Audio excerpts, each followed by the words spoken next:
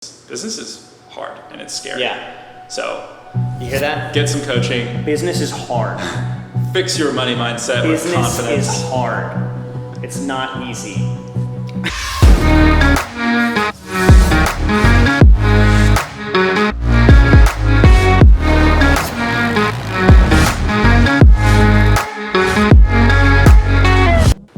How's it going? Zander Fryer here with Griffin Burke and my lovely dog Aspen, who is now part of this interview apparently. Griffin's a good buddy of mine. He's been an online coach for about 8 years now. He's worked with over 300 clients of his. He helps women lose fat as Aspen's eating the furniture, and we're just gonna keep rolling anyways. Griffin, I wanted to interview you because obviously you've been in the space for a while. You and I have known each other for a while.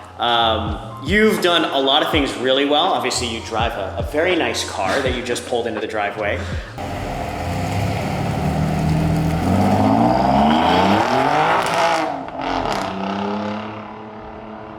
But you've also made a lot of great mistakes along the journey. So really, I just kind of wanted to interview you after being in the space for 8 years.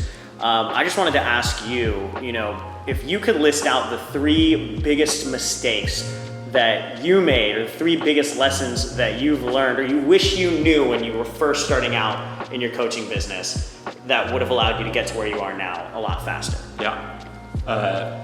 Well, like you said, mistakes and lessons are actually 2 sides of the same coin. Exactly. But that's not what I learned.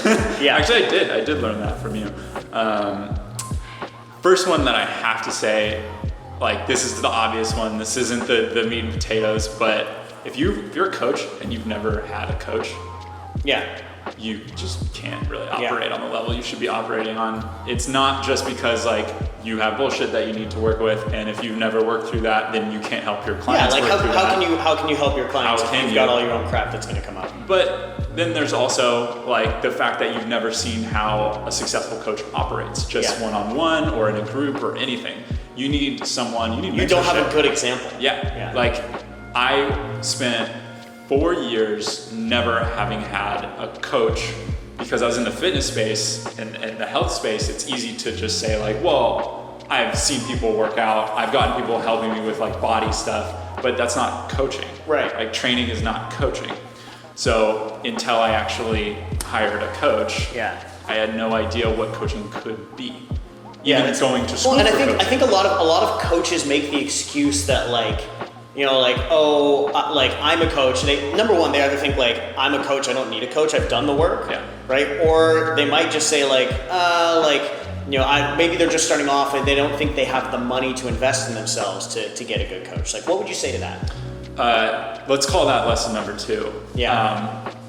I had to do a lot of work on my own scarcity mindset, if you want to call it that. Like, you need to step into abundance and just kind of break that relationship with money where it's like, debt is the worst thing I could ever do. Debt's not great, but it's not going to hurt you long term. It really is actually meaningless. Well, money is just energy, and you need to be able to put that energy out there, like take it, give it, all of it, and be totally comfortable with maybe being short on that for a moment, because you'll never be able to charge what you're worth until you accept that. You'll never be able to ask people for money if you're still scared of spending money. Right. Like, you'll never be able to get the help you need when you need it, so you'll just sit there struggling and crying yourself to sleep. Yeah, and it's like, just like you mentioned, like money is a flow of energy, right? And if you're not putting money out, you're not going to get any in. Yeah. Like, you've blocked the pipeline. Right, and that's something that I tell coaches a lot. Like, I've done some work with selling coaching programs to coaches. And when they're not willing to spend the money on their own coaching, how can you expect somebody else to spend money on you? But it's a big roadblock. I've told them, like, this is a risk you're going to have to take. Just the fact that this risk will exist unless you go through it, it will always hold you back. Like, you'll never be able to do everything like what we just talked about.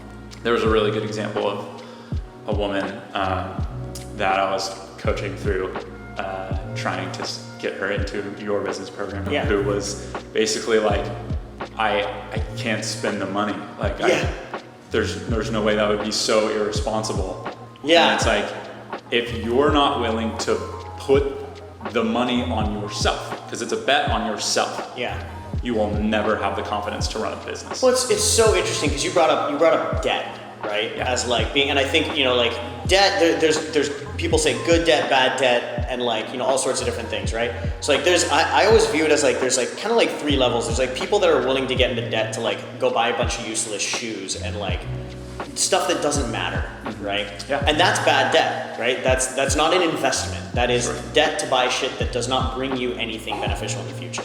And then there's like the next tier, which is like people that don't do any debt, right? Because of the fear of bad debt, right? But the reality is like you're still stuck in this level. Like you might not have like bad debt, but you're also just stuck in this like middle class level, right? And then you look at any successful business owner, right? Any successful business owner has been willing to put themselves into debt. I poop debt. Yeah. Like, but it's put like, it on the card, take it off the card. Like I recently read Richard Branson's book, right? And the whole, like his whole process is like about like finding the best ways to leverage his debt, to leverage other people's money to help him grow his business. The reason he's worth $4 or $5 billion right now is because of his ability to go into healthy debt and leverage that to create more money for himself and more of an impact on the world. He openly says this. He's like, I would go into more debt in a heartbeat if other people would be willing to take me on and give me more money. Yeah. He's just gotten to that point where like he's reached the limit. And when you're new to business, you sometimes aren't able to see that this debt will have a massive return. Yeah. You don't know what a return feels like. And now anytime because the Gucci purse that you just bought is not bringing a return, and you think it's the same thing. Right. Yeah, and I still I call myself out all the time. Like, you'll have an event and you'll be like, I'll usually come to you and be like, I want to come to this event. You'll send me a bill or like an offer, and I'll be like, do I want to spend that? Like, I just bought a car. Like, I don't know. I'm like, did the car get you more money? Because this tiny little fucking fee will actually bring you the entire worth of the car. Like, but it's hard because like it is it's that scarcity mindset. We're programmed to think like we watch the money going out, and we don't. It's really hard for us to see the money coming in the future. Yeah. Money mindset was one of the biggest lessons and things that I had to work through. So kind of to dig back into this for like any starting coaches, like what do you think is something that they can do to like break this habit or break this cycle of like scarcity mindset and the fear of investing in themselves? Okay, so when it comes to like that's a lack of confidence. Yeah. If you were confident that you were going to make the money back, no problem. There's no question. Right. It's easy. Anyone would do that, right? Like if you said like, give me $1,000, I'll give you $3,000, you're like, yes. Like you see the money on the table. Any day. It's obvious. Yeah.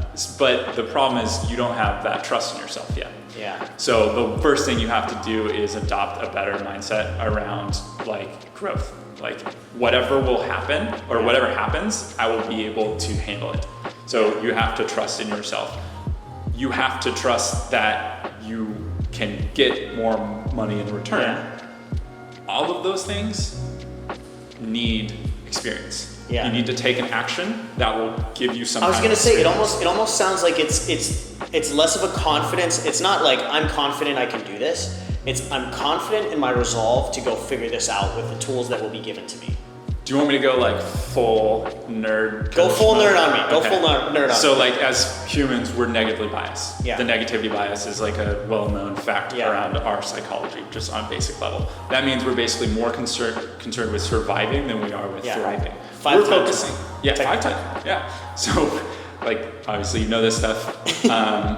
We're more worried about getting eaten, because our ancestors were than we are about finding food. Yeah. So we're gonna run away from pain we're gonna prioritize running away from like pain. As like an ancient human, if there's like berries and fruits over here and there's a tiger over here, we're not gonna be like whatever and I'm gonna get the berries. You're fucking running. Right. Yeah, exactly. So it's understandable, but we still operate on that level even though there's no real risk. We're not actually like you get hit by a bus, but don't chances are you're not going to get hit by this. Look both ways before you cross the street. Basic stuff like that. But so the problem is when you have spent a life not knowing that, and you have accumulated so much negative experience, because when something happens, you focus on the negative because you're following your hardwiring. Yeah. You don't know what it's like often. These people don't know what it's like to commend themselves, celebrate themselves, give themselves positive feedback. They give themselves negative feedback, but not positive feedback. So any experience that could have built their confidence, it didn't.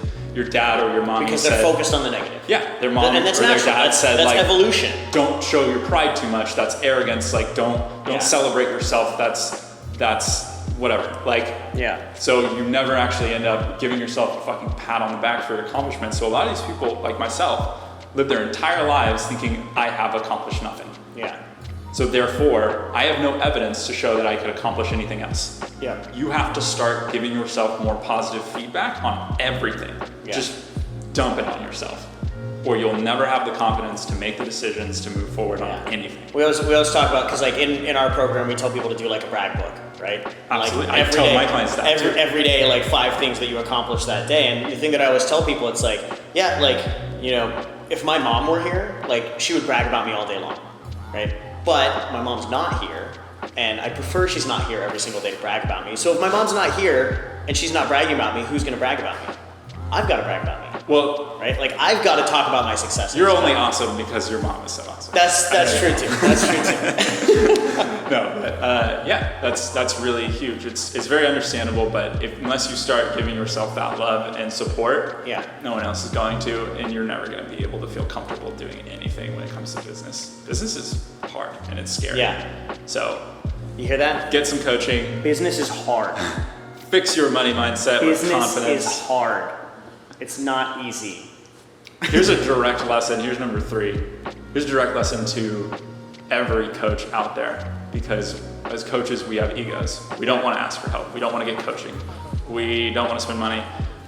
We like to think we don't have egos. Yes. We like to think we're conscious enough that we're beyond our egos. Right. But until the moment that you're like meditating and you're like levitating off the ground when you meditate, I'm sorry, you've still got an ego. Well, if you can't even accept someone telling you what to do, you have a ego problem. Like if you can't get a coach, that's just ego. That's ego. Yeah.